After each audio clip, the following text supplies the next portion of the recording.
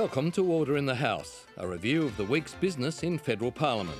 I think he can be very proud of what he's achieved in his 50 years. Will the Prime Minister now do the right thing and, after 11 long years, invite the Treasurer and Mrs Costello to dinner at the Lodge tonight?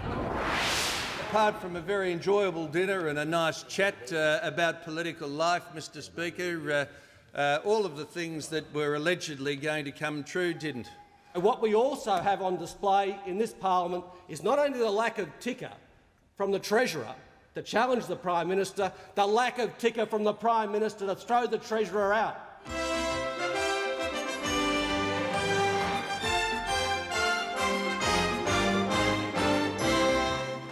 The threat of another interest rate rise and a new opposition plan to ease the housing squeeze set the scene for question time on Monday. Is the Treasurer aware that the 2006 ABS census figures show that over 500,000 households, or 1 in 3 Australian households that rent, are now paying more than 30% of their gross household income in rent payments? Does the Treasurer agree, despite these record high rentals, with the statement, and I quote, "Working families in Australia have never been better off"? The Honourable the Treasurer. Mr Speaker, let me say that this government has put in place measures which have improved benefits for families. Mr Speaker, just to give you some idea of the improvements that have been put in place, I think the family tax benefit today is about double what it was in 1996.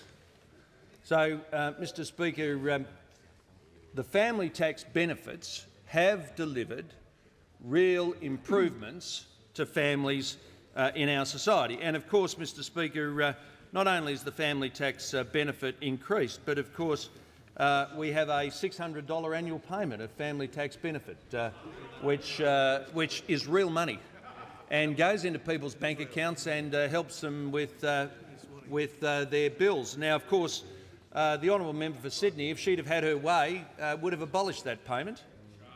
That was Labor's policy at the last election.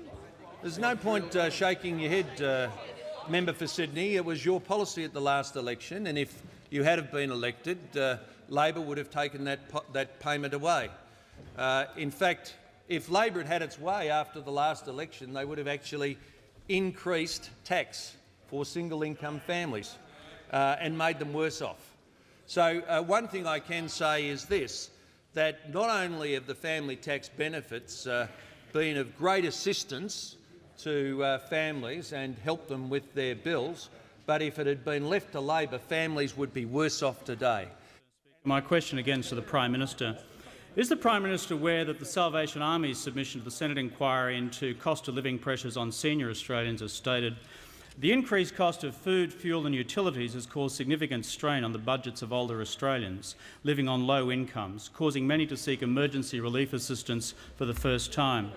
How can the Prime Minister say, given that the Treasurer now refuses to say, that working families have never been better off when senior Australians are now turning to the salvos for help with food, bills and petrol? Order. The Prime Minister. Mr Speaker, I haven't read that particular submission, but I am certainly aware of the views of the Salvation Army, an organisation for whom I have an almost unlimited regard because of the work that it has done. One of the great things about the Salvation Army is that it's a very practical organisation. It does not hold out false hope to people the way in which some other people I know do, including the Leader of the Opposition. I mean, the Leader of the Opposition is now embarking on this tactic of every time there's a price rise, be it petrol or a grocery item or a rent or a mortgage payment, he says, "Isn't this absolutely outrageous?" And when he's asked, "What's your solution?" he says, "I don't have one, Mr Speaker." Now, there's more to public life than that kind of cheap opportunism. Of course I lament... Order! Of course I regret member for the Jagger fact Jagger. that there are many people in the Australian community member for Jagger Jagger is who warned. are not doing as well as others. But let me tell the Leader of the Opposition that one of the reasons why we have been able to do a lot of things in the last budget that we might not otherwise have been able to do if we hadn't have built up a budget surplus is that we have run a strong economic policy. We have a budget surplus and a strong budget position, no thanks to the Leader of the Opposition, Mr Speaker. My question is to the Minister assisting the Prime Minister for Women's Issues. I refer the Minister to the Women and Work Choices report released today. In particular, I refer the Minister to the case study of Leanne, a fast food worker with 5 dependent children, and I quote, "Leanne formerly managed a fast food outlet. She was dismissed from employer, a company managing employment for over 50 employees across several franchises, without reason. The dismissal came as a complete shock to Leanne. Leanne was forced to take virtually the first job she could get, which was only casual work, with her hours varying." Order. The member has the call. The Minister. And I wasn't assisted at the outset. Minister for Employment. The member for Chisholm has the call. Leanne was forced to take virtually the first job she could, which... Order. The question. Member for McKellar, resume a seat.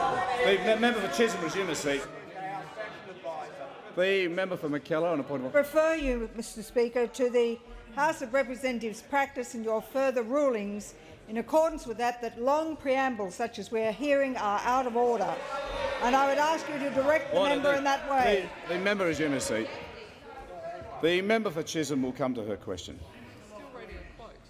Leanne was forced to take virtually the first job she could get, which was only casual work, with her hours varying between 18 and 30 per week. The member will come to her question. How can the government say that working families in Australia have never been better off when this could happen today to a hard-working mother and be legal under work choices?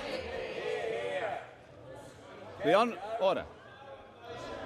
The Honourable Minister for Education, Science and Training and the Minister assisting the Prime Minister on Women's Affairs. Mr Speaker, I thank the member for her question, and I am aware of this report. I am aware that it was a very small sample. 121 women were interviewed for this report. Some of the stories were clearly distressing to read, and I would suggest that these people should take their stories to the Workplace Ombudsman, if in fact that is the case. I also noticed that this survey was done before the Australian government introduced the fairness test. And there's a very important political point here to make, Mr Speaker. The fact is that since the Howard government came to office, more than 1 million women have obtained work in Australia. Over 1 million women now have a job. About 515,000 of those are full-time jobs and about 578,000 are part-time jobs. Women have more choice, more opportunities, more flexibility in the workplace than ever before. The Minister resume his seat. The Minister resume his seat. The member for Fowler has been warned. She continues to interject. The member for Fowler will remove herself under Standing Order 94A.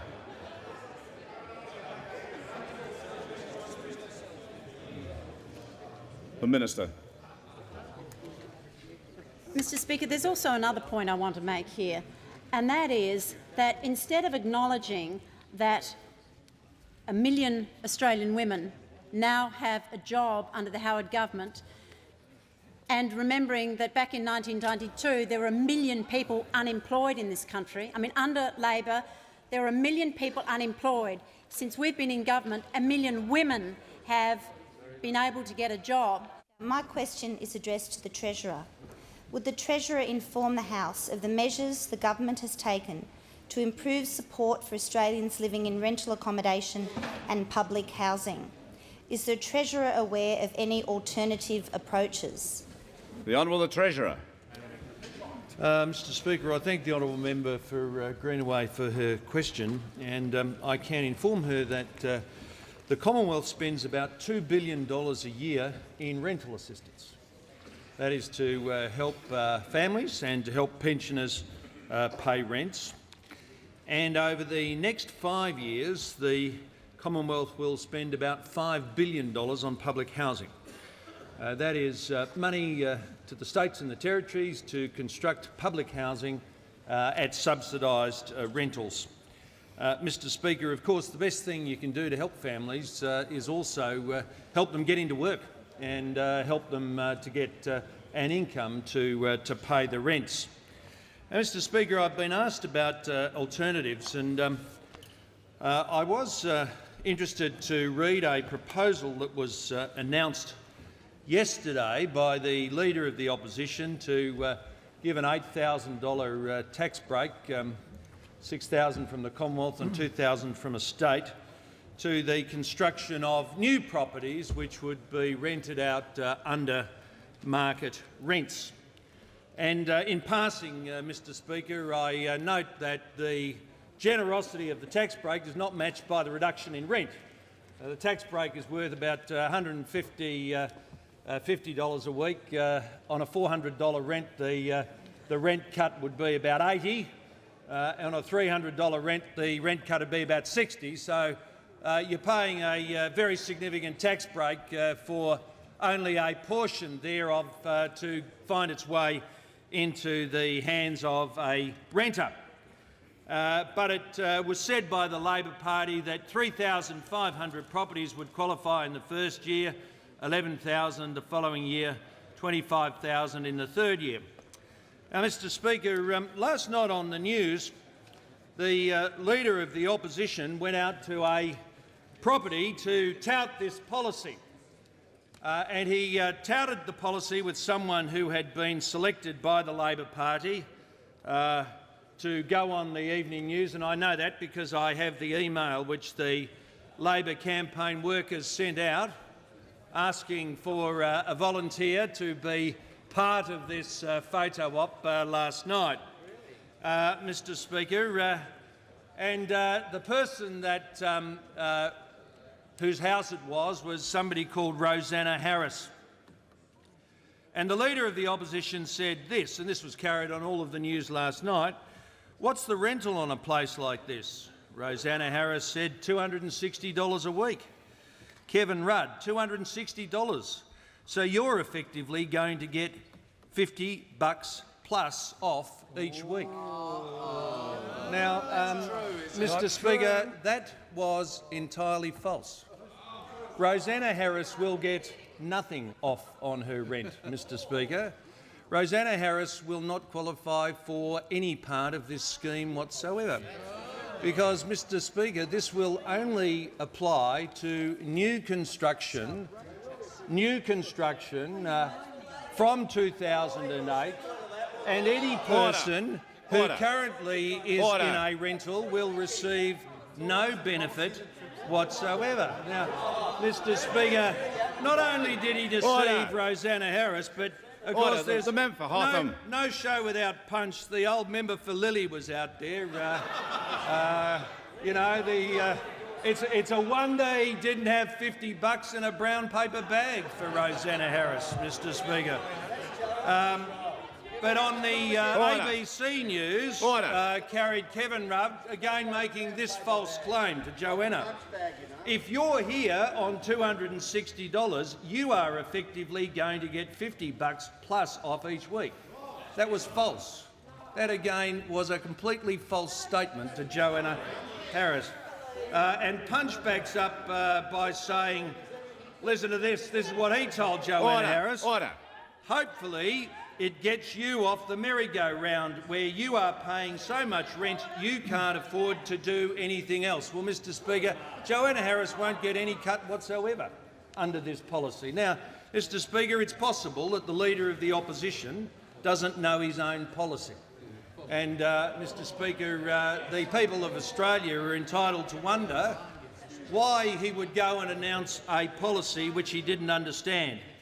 And, Mr Speaker, it's also possible that he does understand his own policy, and it's possible, Mr Speaker, that notwithstanding that, he took the calculated decision to deceive not only Joanna Harris, but to deceive every renter that would have been watching last night's television.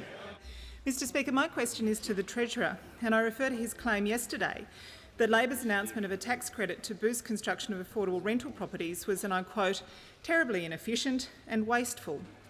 Given the Treasurer has done nothing to improve housing affordability, who should the Australian people believe? The Treasurer Order. The member for Sydney has the call. Mr Speaker, would you like me to start again? The member for Sydney will continue.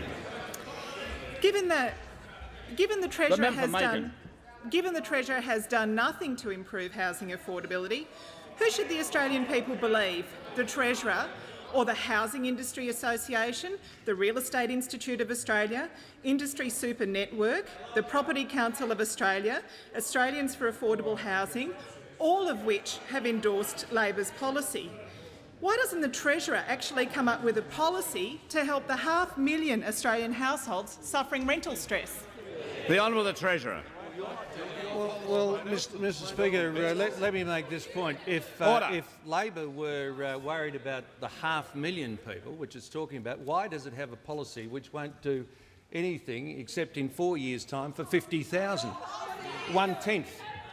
Mr. Speaker, if Labor were worried, Mr. Speaker, why would you offer a tax break, which is, as I said, $170 a week, which on a $400 rental can give a benefit of $80, and on a $300 rental a benefit, Mr. Speaker, of $60? I call that wasteful.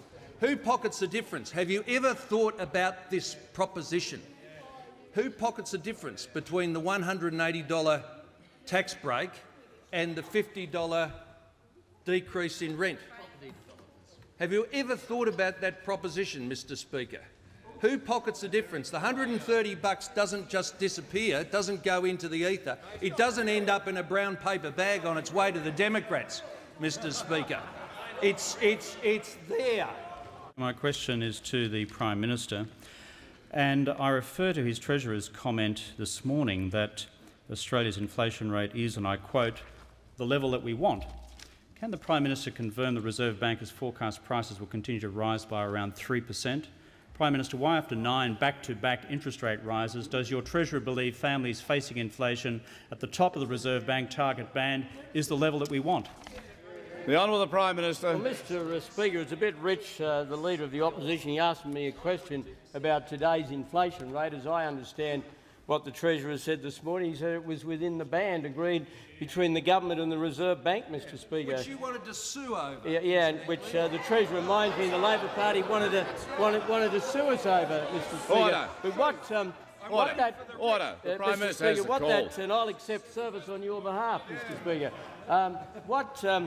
What that question reminds us, of course, is, Mr. Speaker, there are, as the bank has identified, Mr. Speaker, there is a need to make sure that the policies we have at the present time bear downwards on inflation. And that, of course, invites yet another examination of the industrial relations policy of the Australian Labor Party, because the industrial relations policy of the Australian Labor Party, as identified by Econotech, would be bad for the level of inflation in Australia and consequently lead to an increase of 1.4% in interest rates. On every possible measure, we have a housing affordability crisis in this country. We've got over 500,000 people facing rental stress. That's 1 in 3 families that are paying rent are paying more than 30% of their household income on their rent. We've got well over 500,000 people in mortgage stress, paying more than 30% of their household income on their mortgage repayments.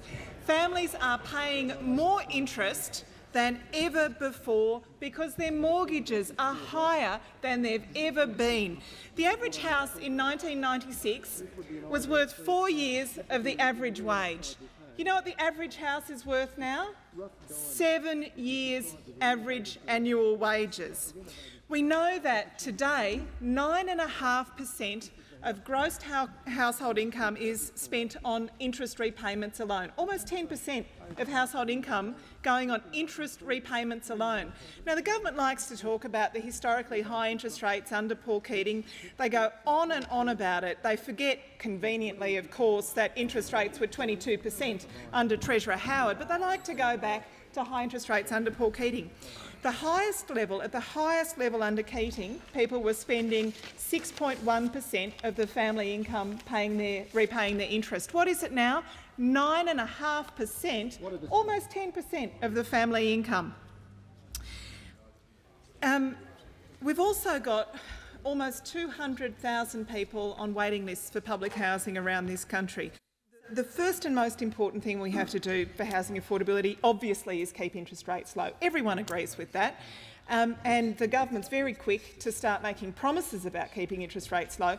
But what about their policies? They have ignored warnings repeatedly from the Reserve Bank of Australia saying that infrastructure constraints and skills constraints will push up interest rates in this country. They've ignored those warnings and they're reaping the rewards now of ignoring those warnings. But keeping interest rates low is just one thing that we can do. We need to do more. And that's why Labor's established a $500 million. We have promised, if we are to win government later this year, if we're lucky enough to win government, we have promised a $500 million housing affordability fund that will reduce the cost of new homes by cutting red tape delays and consequently cutting holding charges, and by reducing the infrastructure charges that state and local governments are forced to charge for roads, libraries, parks and other amenities. So that's $500 million to help people get into the housing market. That's the first practical thing that we can do. The second practical thing that we've promised was that an announcement this week from Kevin Rudd that Labor would commit $603 million to a national rental affordability scheme that would help draw in $2.5 billion worth of private investment. We know that the superannuation funds, we know that the big institutional investors want to invest in affordable rental accommodation in Australia. They would do it if there was such a scheme. They've said they'd do it if there's such a scheme. They do it overseas. Australian companies invest in these sorts of schemes overseas. We know it works. We've seen it work in other countries. The government could pinch our policy. I'd be quite happy for them to pinch our policy, because what we would see is 50,000 new affordable rental dwellings built with $2.5 billion worth of private investment. This would really make a dent on the affordability of rental accommodation. There were birthday celebrations for the Treasurer on Tuesday and the odd taunt. Can I take this opportunity on behalf, I know, of everybody in the House to wish the Treasurer many happy returns of the day. The Treasurer turns 50 today. It's a milestone for anybody, and I think he can be very proud of what he's achieved in his 50 years. Amongst other things, he has undoubtedly been the best Treasurer this country's had. And I think he should be very, very proud of the contribution he's made to the economic fabric of this country in occupying that position for longer and with greater distinction than any of his predecessors. My question is addressed to the Prime Minister. Given that today is the Treasurer's 50th birthday, will the Prime Minister now do the right thing and, after 11 long years, invite the Treasurer and Mrs Costello to dinner at the Lodge tonight? The Honourable Prime Minister. Mr Speaker, Order. The Prime Minister has a call. Mr Speaker, I'm afraid my diary is full for tonight because I'm going to the Treasurer's drink party, Mr Speaker. Order. The member resume his seat. But claims that Peter Costello lied about an aborted plan to destroy John Howard's leadership put a dampener on his birthday celebrations. Does the Treasurer recall being asked yesterday whether he had said the following: Howard can't win, I can, we can, but he can't? Order. The Leader of the Opposition has the question. Does the Treasurer recall his answer, which was, no, I don't know where the bulletin got that from, certainly not from me? Does the Treasurer stand by that answer in Parliament today? The Honourable Treasurer. Of course I do, Mr Speaker. My question is to the Treasurer. Does the Treasurer recall being asked yesterday whether he had said the following: John Howard can't win the election, but I can? Does the Treasurer recall his answer, which was, and I quote, no? Does the Treasurer stand by that answer in Parliament today? Order. The Honourable Member for McKellar. I would draw your attention to Standing Order 98, which lays out the types of issues that may be addressed in questions. This is not one of them. Order. And I'd ask you to direct the member that way. The member for McKellar would be well aware, if she was listening to the question, that it was directly relating to an answer that the Treasurer had given in this chamber. So it is in order. I call the Treasurer. Well, Mr Speaker, lest there be any doubt, I'd like the Leader of the Opposition to listen very carefully. Mr Speaker, John Howard can win this election. And John Howard will win this election, Mr Speaker. And John Howard will win this election because the people of Australia don't deserve to have somebody who doesn't have a policy position, has no experience and is a patsy for the trade union movement in the Prime Ministership. My question again is to the Treasurer and follows his failure to answer the previous question.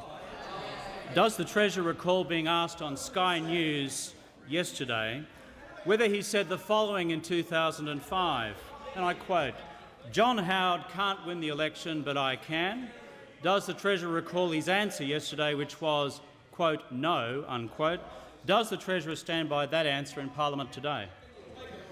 The Honourable the Treasurer. Well, Mr Speaker, I stand by the answer that I've just given. Order. No, I'm sorry. If you listen and don't interject, you would have heard me say I stand by the answer I've just given, Mr Speaker, which is this. Not only do I believe John Howard can win the election, Mr Speaker, not only do I believe that John Howard could win it in 2007, Mr Speaker, I believe that he could win it in 2005, and I'll tell you why. Mr Speaker, all he had to do was defeat the Labor Party. I refer to the 2005 dinner at the Water's Edge restaurant attended by the Treasurer, his press secretary and 3 senior journalists. I also refer to the notes of the Treasurer's comments taken by a journalist at that dinner and quoted on the 7:30 report last night, that 1, he had set a mid-term deadline for the Prime Minister to hand over the leadership, 2, that he was prepared to go to the backbench, 3, that he would carpet Howard's leadership from the backbench and destroy it until he won the leadership, and 4, the member that for Howard Lily, can't win, the member for Lily, but resume I his seat. can. The member for Lily, resume his seat. The Honourable Member for McKellar, on point of order. Mr Speaker, Standing Order number 98, to which I have referred previously, C, says the Minister can only be questioned on the following matters for which he or she is responsible or officially connected: public affairs, administration or proceedings pending in the House. Questions may not be asked of ministers for expression of opinion, including, and it goes on to say, it is clearly out of order. I remind the member for McKellar that I have already ruled on the substance of this question, and I'm calling the member for Lily, but I ask him to come to his question. He does not need such a long beginning to the preface to the question. It's very simple, Mr Speaker. The member for Lily. Treasurer, which of these 4 statements does the Treasurer deny making? The Honourable the Treasurer. Well, Mr Speaker, let me make it entirely clear. At the Water's Edge, not on the 5th of March because I was at my brother's birthday party, nor on the 3rd of March because I was at the Essendon Football Club, but on the 2nd of June, as I recall, I had the fish, Mr Speaker. I recall that, Mr Speaker. I recall having... Mr Speaker, no, I didn't touch the fowl in honour of the member for Fowler, Mr Speaker.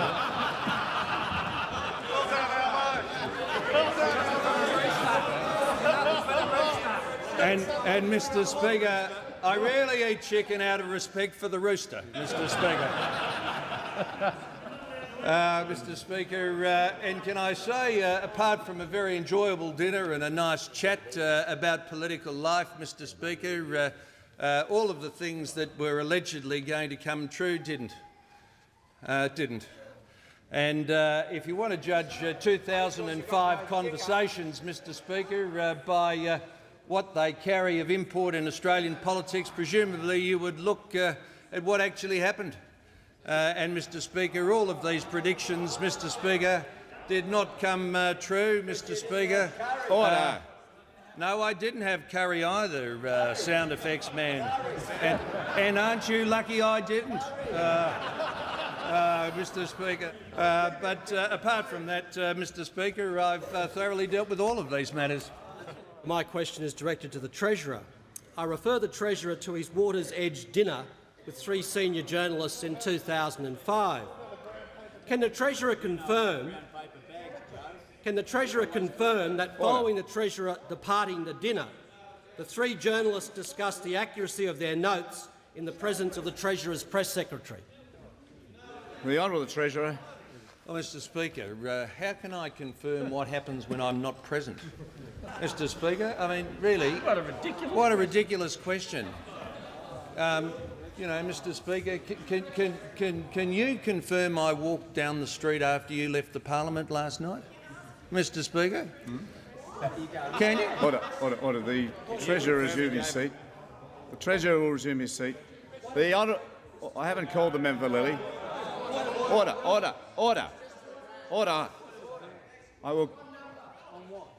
I call the member for Lilly on a point of order. Yes, it's very simple, Mr Speaker. The Treasurer can ask his press secretary. The member for Lilly will resume his seat. That's not a point of order. The Honourable the Treasurer. Well, as I said, Mr Speaker, what a foolish question. What a foolish questioner. Can the Treasurer confirm that his press secretary contacted the journalists the day after the dinner and sought to have the dinner conversation placed off the record? Yes or no? The Treasurer has been asked that question, but if the Treasurer chooses to answer it, he can. The answer was, Mr Speaker, that the dinner was off the record, always was. Why is the Treasurer prepared to be brave at the Water's Edge restaurant and to say to journalists that he would destroy the Prime Minister's leadership but never ever have the guts to challenge? The Honourable the Treasurer. Well, Mr Speaker, when it brings to mind another statement from one of my esteemed colleagues. Mr Speaker, when I was going to school, the school teacher said to me, "Son, what you need is you need a brave heart," Mr Speaker. To quote a brave heart. Order. The Treasurer is in his seat.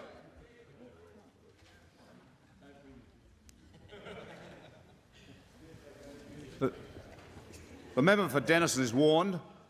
I call the Treasurer, and the Treasurer will be heard. Thank you, Mr Speaker. You need a brave heart. And, Mr Speaker, what you need to do in Australian politics to show bravery, Mr Speaker, is you need to put in place those policies which will change your country. Mr Speaker, things like balancing a budget, that takes bravery.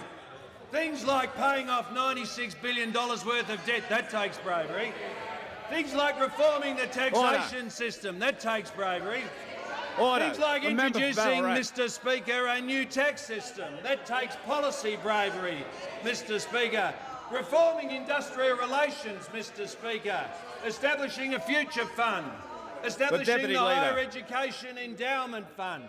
Doing all of those things which will set Australia up for the great challenges of the future. But let me tell you, Mr Speaker, what doesn't take bravery in politics, what doesn't take bravery is when you sit around and you oppose every policy and then try and claim credit when it's over. The Treasurer will resume his seat.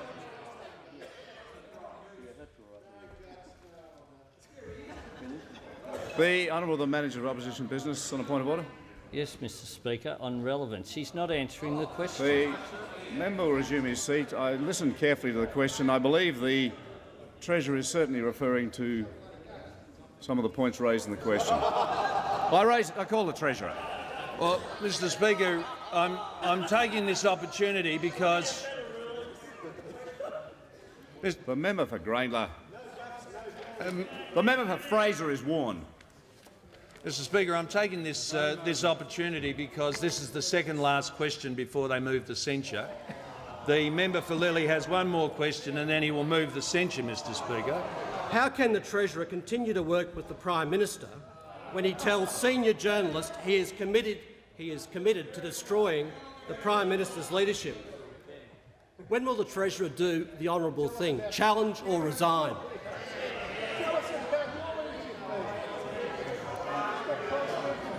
The Honourable the Treasurer. Well, Mr Speaker, let me tell you how I work with the Prime-Minister. I work with the Prime-Minister on creating 2.1 million jobs for Australia. I work with the Prime-Minister, Mr Speaker, in balancing the budget. I work with the Prime-Minister in clearing $96 billion of Labor debt. I worked with the Prime Minister in introducing new industrial relations system. I worked with the Prime Minister in cleaning up Australia's waterfront. I worked with the Prime Minister in increasing the position of the lower paid in Australia. I worked with the Prime Minister in increasing real wages by 20%. I worked with the Prime Minister in increasing the Deputy childcare Leader of the Opposition is I worked with the Prime Minister, Mr Speaker, in having a $500 pension bonus plan. I worked with the Prime Minister in having a $500 self-funded retiree bonus. The Treasurer resume his seat. The Honourable Manager of Opposition Business. Yes, Mr Speaker, we'd like an answer to one question at least member today. resume his seat. The member will resume his seat. The Treasurer is entirely relevant to the question that was asked. I call the Treasurer.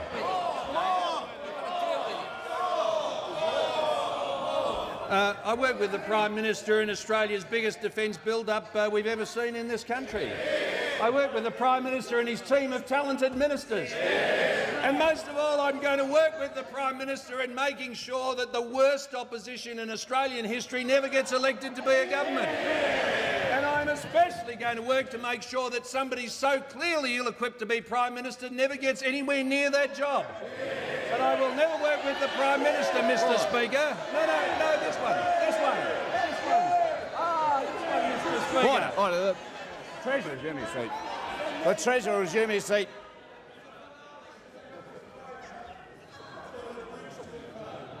The member for Denison will remove himself under Standing Order 94A.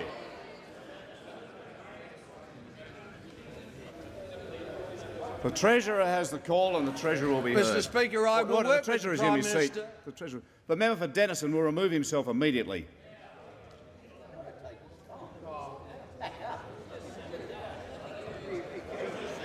The Treasurer. Mr Speaker, I will work with the Prime Minister to make sure that the Deputy Leader of the Opposition never gets her hands on industrial relations. I will work with the Prime Minister to make sure the unions don't take over this country.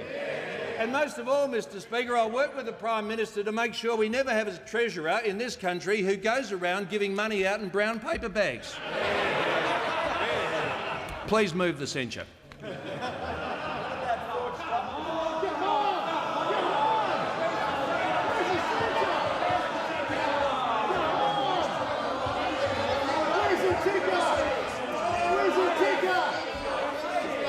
Members on my right are holding up their own member's question. The Minister for Employment. Order. The Leader of the House. I just want to stress that leave will be given for the censure that these people now seem too gutless to move.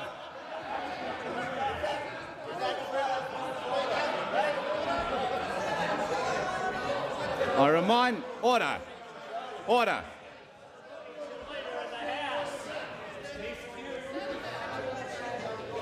Members on both sides are holding up their question time. I say to the Leader of the House that this is question time. The purpose of question time today is very straightforward. That's to establish some basic truths, some basic facts.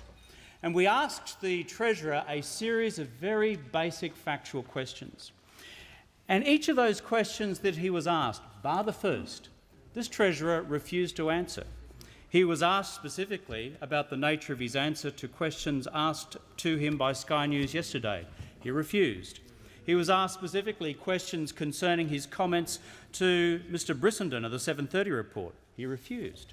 He was asked specifically questions about the activities of his press secretary seeking to place that interview off the record, and he refused. These were just some of the questions which the Treasurer refused to answer.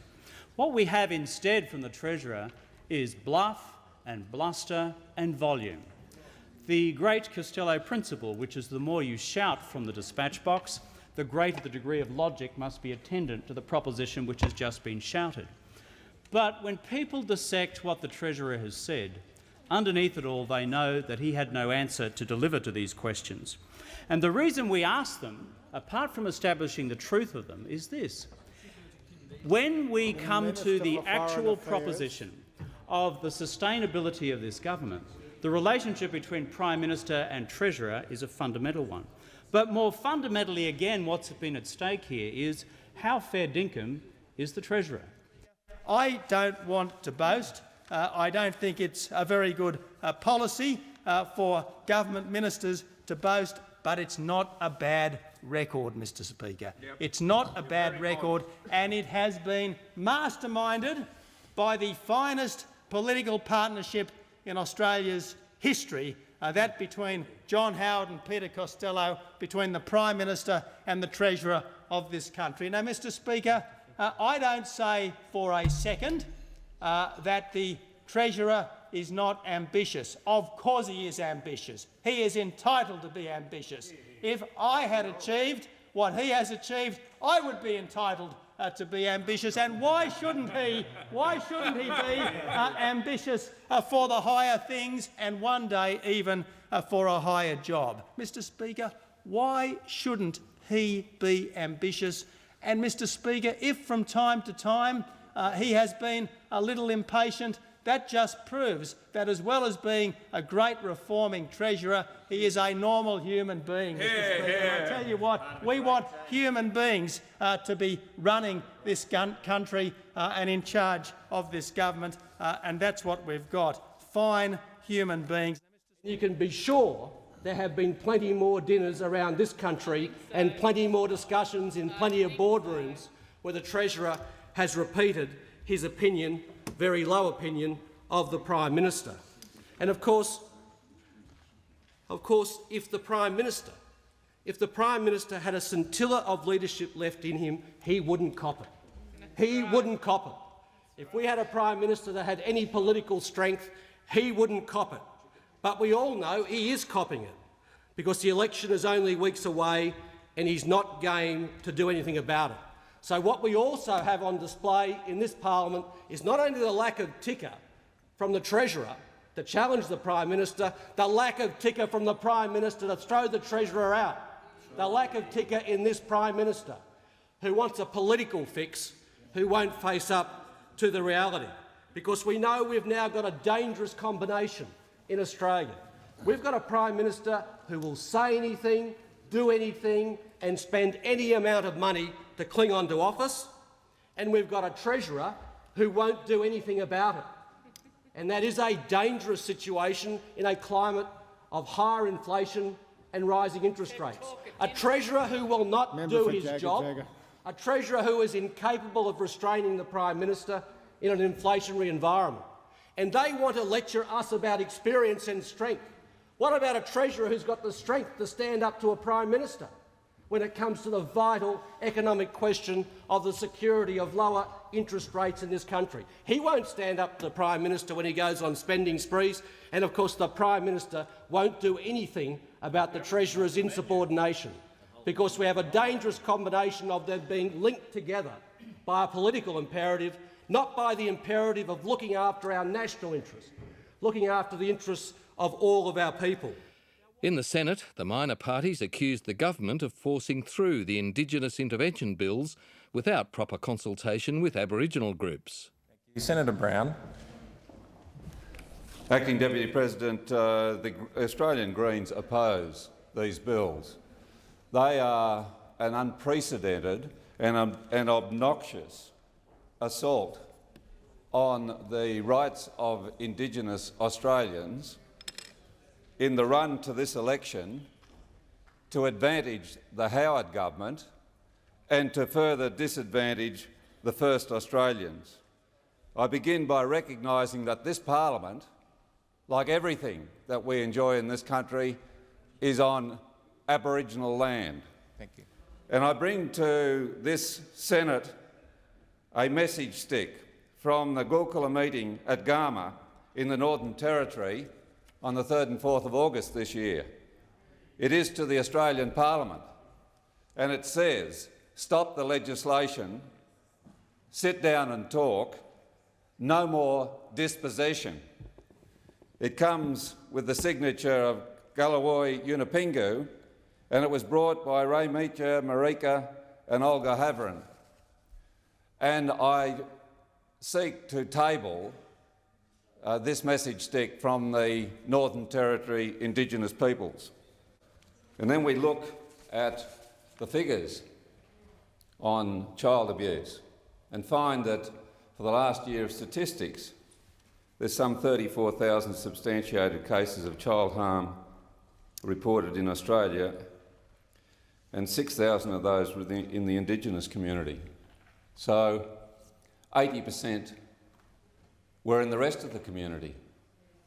But I look into this legislation and I find that time and again a racist approach is taken by the Howard government, which focuses right in on the travail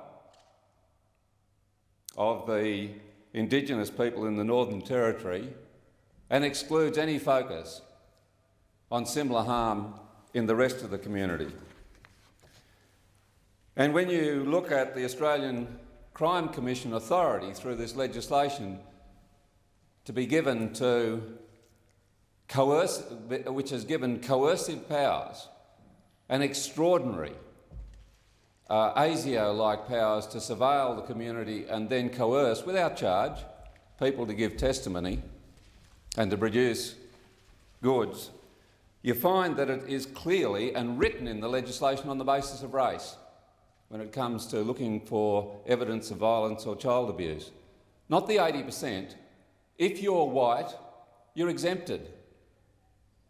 If you're in the black community, you're subject to it. And it doesn't confine itself to the Northern Territory.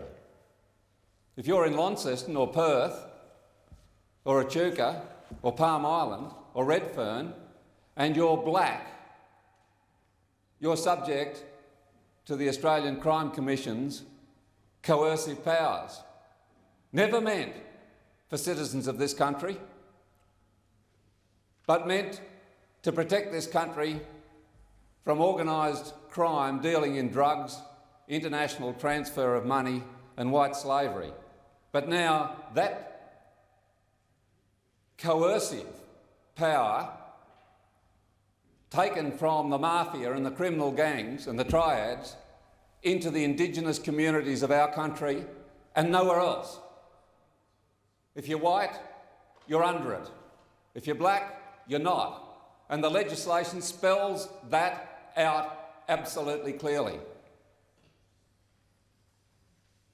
I have never seen such racist, and never expected one would see such racist, and never could have believed one would see such racist legislation before a parliament this far down from the White Australia policy. It is deplorable, it is disgusting, and it is very, very political. This is a government which turned its back on the Indigenous people of this country over the last more than a decade, but in the run to this election, in trouble itself, has gone for law and order and is compelled by other arguments which the guillotine will fall on before we can put them properly in this chamber. How is it that there are some communities where there are no problems at all, but at least 70 of these communities have been targeted purely on their population size? And how is it that this federal government has had 11 long years to do something in Aboriginal communities to make a real difference, but it hasn't? How is it that this government has been responsible for the oversight of the community known as Murrujulu under Parks Australia, hardly a shining example of a community that is coping, yet this government believes it can do better in 70 other places in the Northern Territory? These bills provide for the government response to addressing child abuse of Aboriginal children in the Northern Territory by amending existing Commonwealth legislation. Be under no illusion, these bills before the Senate will dramatically and drastically change the lives of Indigenous people in the Northern Territory.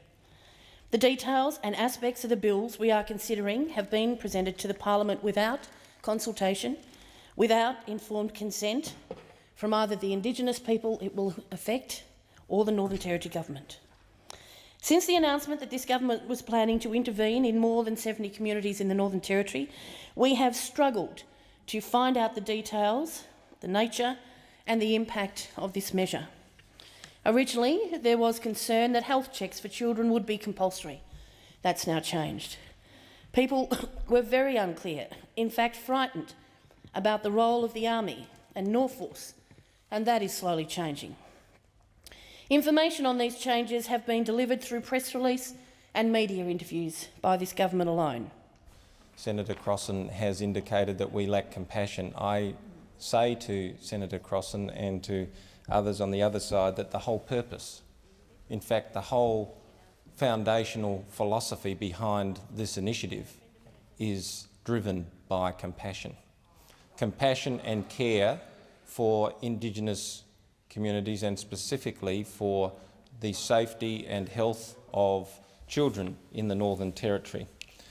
It's true that I've learnt a great deal over the last week or so in getting abreast of the concerns that have been raised and getting my head around some of these issues. But I wanted to say to Senator Brown, who's referred to our government as a racist government, he's referred to our government as a disgusting government.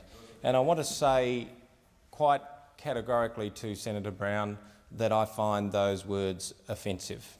I find them hurtful, I find them offensive, and you are entitled in a democracy to your own views. But one of the key motivations behind this legislation is to ensure that those who are missing out, those that are suffering, those that are combating sexual abuse, particularly kids, that we want to raise them up. We want them to remove them from that terrible situation in which they live. We need this emergency measure, in my view. We know that we've failed in the past, many decades of failure across all levels of governments, and in particular state governments, but across all levels of government. We have failed as a nation, and it is time. And I want to pay a tribute right up front in the Senate to the Honourable Mal Brough, who's committed 100% to the health and welfare of Indigenous communities in Australia, and specifically in the Northern Territory. I want to say thank you and well done for biting the bullet, for leading us and showing that you want to share and convey that these people deserve respect and dignity. You want to give them a chance in life. You want children to be able to achieve their best potential. You want them to achieve good health outcomes, good education outcomes, good social outcomes. You want them to be the best that they can be. And that's the desire that Mal Brough has given us. I have my own prejudices here. I loathe those who abuse and assault children, and I've had much to say on that subject for my entire time in the Senate, so I'm keen to see policies that end it. However, I struggle to see how changing land use leases and the permit system have anything remotely to contribute to ending the sexual assault of children. I have my prejudices on land issues too. Based on my knowledge of Soviet and colonial African practices, I have an instinctive reaction against the apartheid language of homeland and separate development, against permits and passes, and against systems which prevent freehold private land ownership, particularly in settled areas. If you want to know whether the Coalition or any government has my full support for ending the abuse and physical and sexual assault of children, for ending domestic violence, for regulating pornography, for regulating drinking and policing socially disruptive behaviour anywhere in Australia, yes, they do. These aren't just Northern Territory issues. While the Coalition is right to act in the Northern Territory, much more has to be done by them in every other state and territory. In many respects, the Coalition is acting and leading years too late. Much has been said about the motives of this Coalition government. When I watch and listen to Mal Brough, I see genuine belief and commitment. I see a man whose beliefs, determination and self-certainty may lead him into mistakes, perhaps grievous ones, but they will be mistakes born of a genuine desire to make Indigenous communities better. When I listen to and look at the Prime Minister and many of his party, I'm not as sure of their motives. There are people in the Liberal Party who are and have been active in trying to do something about Indigenous and non-Indigenous child abuse, child sexual assault and living conditions. However, in some, not all, of the Liberal leadership group's reaction, I do suspect the influence of the coming election at work, trying to wedge Kevin Rudd and Labor and trying to get voter kudos, plus using this opportunity to bring on difficult policy agendas. Self-determination for a lot of people has turned to self-destruction. And we shouldn't be blaming someone on the other side of the chamber or in the gallery or down the street. Every Australian should hang their head in shame. We are all to blame. After I made that maiden speech in 1999, Mr Chairman, I commissioned some work by Lila Curry, who won the University Medal at the Sydney Uni when she did her Masters on domestic violence. And she did a study which we called, and I wrote the foreword to, called Child Sexual Abuse in Rural and Regional Remote Indigenous Communities. I tried to actually table that with great difficulty during the ATSIC inquiry. And I recall who the people were on that, I won't name them because we're all to blame, that didn't want that table, they said, because it would distract and disturb people and lose the focus from the ATSIC shutdown inquiry. In that inquiry, I came across a 22-month-old girl who was vaginally and anally raped and who had to be surgically repaired. And I rang a grandmother last week. She's now 12. And I said, do you think we're doing the wrong thing here? And she, Mr Acting Deputy President, said, no, Senator. She said, you are doing the right thing because we are frightened of our men. We are frightened of our men. So don't give me this garbage that someone else is to blame.